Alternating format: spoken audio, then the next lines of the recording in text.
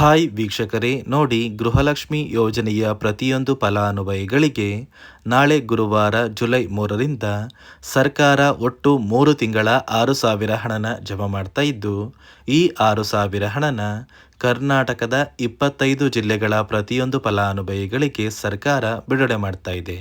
ಅದೇ ರೀತಿ ಈ ಬಾರಿ ನೀವು ಈ 6,000 ಹಣನ ಪಡ್ಕೋಬೇಕು ಅಂದರೆ ಸರ್ಕಾರ ಪ್ರತಿಯೊಬ್ಬರಿಗೂ 5 ಹೊಸ ನಿಯಮಗಳನ್ನ ಜಾರಿಗೆ ತಂದಿದ್ದು, ಸುಮಾರು 1 ಲಕ್ಷಕ್ಕಿಂತ ಅಧಿಕ ಫಲಾನುಭವಿಗಳಿಗೆ ಈ ಒಂದು ಹಣ ಕ್ಯಾನ್ಸಲ್ ಆಗಿದೆ. ಹಾಗಾದರೆ ಬನ್ನಿ ಸ್ನೇಹಿತರೆ, ಯಾರಿಗೆಲ್ಲ ಹಣ ಕ್ಯಾನ್ಸಲ್ ಆಗಿದೆ ಮತ್ತು ಯಾವ ಫಲಾನುಭವಿಗಳಿಗೆ 6,000 ಹಣ ಜಮಾ ಆಗಲಿದೆ ಅಂತ ನಾನು ನಿಮಗೆ ಈ ಒಂದು ವಿಡಿಯೋದಲ್ಲಿ ತಿಳಿಸ್ಕೊಡ್ತಾ ಇದ್ದೀನಿ.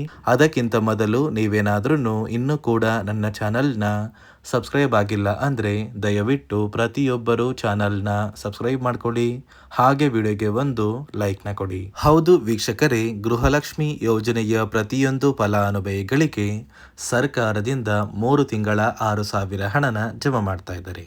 ಕಳೆದ 2 ತಿಂಗಳಿಂದ ಪ್ರತಿಯೊಂದು ಫಲಾನುಭವಿಗಳು 19ನೇ ಕಂತಿನ ಹಣ ಜಮಾ ಆದ ನಂತರ ಸರ್ಕಾರ ಯಾವುದೇ ರೀತಿಯ ಒಂದು ಹಣನ ಜಮಾ ಮಾಡಿಲ್ಲ ಅಂತ ಪ್ರತಿನಿತ್ಯವೂ ಕೂಡ ವೆಯ್ಟ್ ಮಾಡ್ತಾ ಇದ್ರಿ.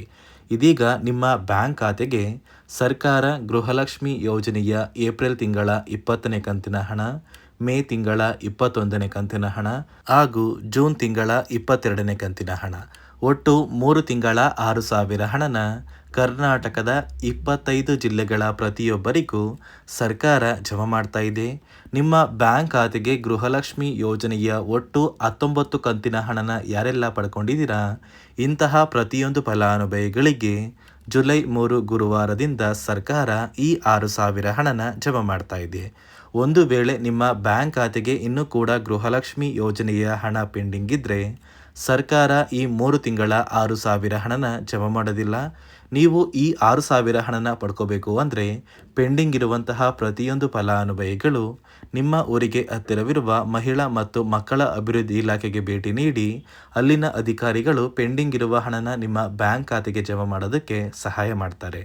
ಅದೇ ರೀತಿ ನೋಡಿ ಸ್ನೇಹಿತರೆ, ಈ ಬಾರಿ ಗೃಹಲಕ್ಷ್ಮಿ ಯೋಜನೆಯ ಈ 3 ತಿಂಗಳ 6,000 ಹಣನ ಸರ್ಕಾರ ಸುಮಾರು 1,25,000 ಫಲಾನುಭವಿಗಳ ಬ್ಯಾಂಕ್ ಖಾತೆಗೆ ಕ್ಯಾನ್ಸಲ್ ಮಾಡಿದೆ. ಇಲ್ಲಿ ಈ 1 ಲಕ್ಷಕ್ಕಿಂತ ಅಧಿಕ ಫಲಾನುಭವಿಗಳಿಗೆ ಇನ್ನು ಮುಂದೆ ಯಾವುದೇ ಕಾರಣಕ್ಕೂ ಗೃಹಲಕ್ಷ್ಮಿ ಯೋಜನೆಯ ಯಾವುದೇ ಕಂತಿನ ಹಣ ಜಮಾ ಆಗೋದಿಲ್ಲ ಅಂತ ಕೂಡ ಸರ್ಕಾರ ಮುಖ್ಯವಾದ ಮಾಹಿತಿನ ಕೊಟ್ಟಿದ್ದು, ಯಾವ ಕಾರಣಕ್ಕೆ ಕ್ಯಾನ್ಸಲ್ ಆಗಿದೆ ಅಂದರೆ ನೋಡಿ ವೀಕ್ಷಕರೇ, ಸರ್ಕಾರ ಜಾರಿಗೆ ತಂದಿರುವ 5 ಹೊಸ ನಿಯಮಗಳ ಪ್ರಕಾರ ಈ ಗೃಹಲಕ್ಷ್ಮಿ ಯೋಜನೆಯ 1 ಲಕ್ಷಕ್ಕಿಂತ ಅಧಿಕ ಫಲಾನುಭವಿಗಳು ಪ್ರತಿ ತಿಂಗಳು 2,000 ಹಣನ ಪಡೆಯಲು ಅನರ್ಹರು ಅಂತ ಸರ್ಕಾರಕ್ಕೆ ತಿಳಿದು ಬಂದಿದ್ದು, ಇವರ ಬ್ಯಾಂಕ್ ಖಾತೆಗೆ ಮುಂದಿನ ದಿನಗಳಲ್ಲಿ ಯಾವುದೇ ರೀತಿಯ ಒಂದು ಹಣ ಜಮಾ ಆಗೋದಿಲ್ಲ ಅಂತ ಸರ್ಕಾರ ಮುಖ್ಯವಾದ ಮಾಹಿತಿನ ಕೊಟ್ಟಿದೆ.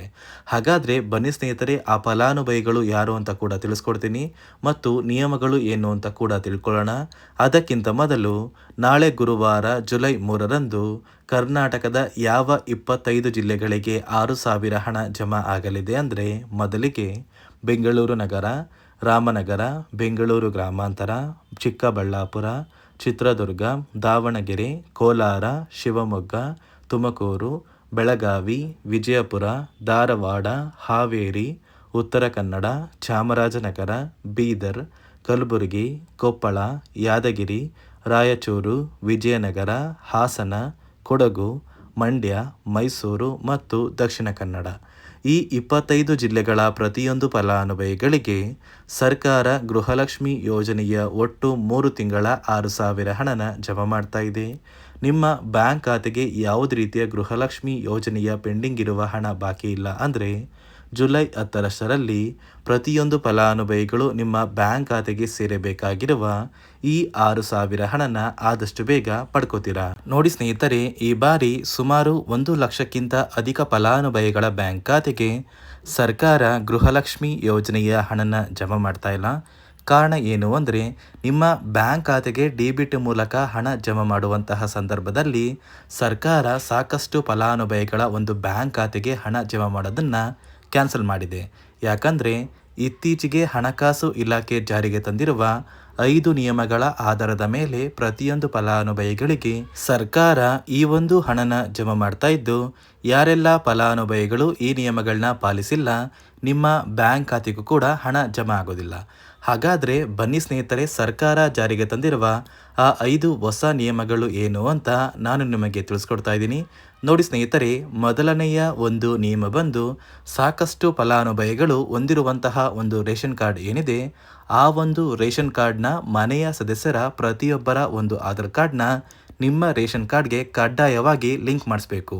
ಅಂದರೆ ಈ ಒಂದು ಲಿಂಕ್ ಮಾಡಿಸುವಂತಹ ಒಂದು ಪ್ರೊಸೀಜರ್ಗೆ ಸರ್ಕಾರ KYC ಅಂತ ಕರೀತಾರೆ. ನಿಮ್ಮ ರೇಷನ್ ಕಾರ್ಡ್ಗೆ ಇನ್ನೂ ಸಹ KYC ಆಗಿಲ್ಲ ಅಂದರೆ ನಿಮ್ಮ ಬ್ಯಾಂಕ್ ಖಾತೆಗೆ ಸರ್ಕಾರ ಮುಂದಿನ ದಿನಗಳಲ್ಲಿ ಗೃಹಲಕ್ಷ್ಮಿ ಯೋಜನೆಯ ಹಣನ ಕ್ಯಾನ್ಸಲ್ ಮಾಡುತ್ತೆ. ಅದೇ ರೀತಿ ಎರಡನೆಯ ಒಂದು ನಿಯಮ ಬಂದು, ಸಾಕಷ್ಟು ಫಲಾನುಭವಿಗಳು ಕಳೆದ 3 ತಿಂಗಳಿಂದ ಸರ್ಕಾರದಿಂದ ಬರ್ತಾ ಇರುವಂತಹ ಒಂದು ರೇಷನ್ ಏನಿದೆ, ಅಂದರೆ ಉಚಿತ ಅಕ್ಕಿ ಏನಿದೆ, ಈ ಒಂದು ರೇಷನ್ನ ಪಡ್ಕೋತಾ ಇಲ್ಲ. ಒಂದು ವೇಳೆ ಕಳೆದ 3 ತಿಂಗಳಿಂದ ನೀವು ರೇಷನ್ನ ಪಡ್ಕೊಂಡಿಲ್ಲ ಅಂದರೆ ಸರ್ಕಾರ ನಿಮ್ಮ ಬಳಿ ಇರುವಂತಹ ಒಂದು ರೇಷನ್ ಕಾರ್ಡ್ನ ಕ್ಯಾನ್ಸಲ್ ಮಾಡುತ್ತೆ. ನಿಮ್ಮ ರೇಷನ್ ಕಾರ್ಡ್ನ ಸರ್ಕಾರ ಕ್ಯಾನ್ಸಲ್ ಮಾಡಿದ್ರೆ ನಿಮ್ಮ ಬ್ಯಾಂಕ್ ಖಾತೆಗೆ ಗೃಹಲಕ್ಷ್ಮಿ ಯೋಜನೆಯ ಹಣ ಇರ್ಬೋದು ಮತ್ತು ಸರ್ಕಾರದಿಂದ ಬರುವಂತಹ ಒಂದು ಸೌಲಭ್ಯಗಳನ್ನ ನೀವು ಕಳ್ಕೋಬೇಕಾಗುತ್ತೆ. ಅದೇ ರೀತಿ ಮೂರನೆಯ ಒಂದು ನಿಯಮ ಬಂದು, ನೋಡಿ ಸ್ನೇಹಿತರೆ, ನಿಮ್ಮ ಬಳಿ ಇರುವಂತಹ ಒಂದು ಆಧಾರ್ ಕಾರ್ಡ್ ಏನಿದೆ, ಆ ಒಂದು ಆಧಾರ್ ಕಾರ್ಡ್ನ ಕಳೆದ 15 ವರ್ಷಗಳಲ್ಲಿ ನೀವು ಯಾವುದೇ ರೀತಿಯ ಒಂದು ತಿದ್ದುಪಡಿನ ಮಾಡಿಸಿಲ್ಲ ಅಂದರೆ ನಿಮ್ಮ ಬ್ಯಾಂಕ್ ಖಾತೆಗೆ ಸರ್ಕಾರ ಗೃಹಲಕ್ಷ್ಮಿ ಯೋಜನೆಯ ಹಣನ ಕ್ಯಾನ್ಸಲ್ ಮಾಡುತ್ತೆ. ಯಾಕಂದರೆ ಸರ್ಕಾರದಿಂದ ಬಂದಿರುವಂತಹ ಒಂದು ಆದೇಶದ ಪ್ರಕಾರ ಪ್ರತಿಯೊಂದು ಫಲಾನುಭವಿಗಳು ಕಳೆದ 15 ವರ್ಷಗಳಲ್ಲಿ ಯಾವುದೇ ರೀತಿಯ ಒಂದು ತಿದ್ದುಪಡಿನ ನಿಮ್ಮ ಆಧಾರ್ ಕಾರ್ಡ್ಗೆ ನೀವು ಮಾಡಿಸಿಲ್ಲ ಅಂದರೆ ಕಡ್ಡಾಯವಾಗಿ ಆದಷ್ಟು ಬೇಗ ನಿಮ್ಮ ಆಧಾರ್ ಕಾರ್ಡ್ಗೆ ತಿದ್ದುಪಡಿನ ಮಾಡಿಸಿ. ಅದೇ ರೀತಿ ನಾಲ್ಕನೆಯ ಒಂದು ನಿಯಮ ಬಂದು, ನಿಮ್ಮ ಕುಟುಂಬದ ಒಂದು ವಾರ್ಷಿಕ ಆದಾಯ 7 ಲಕ್ಷಕ್ಕಿಂತ ಕಡಿಮೆ ಇರಬೇಕು.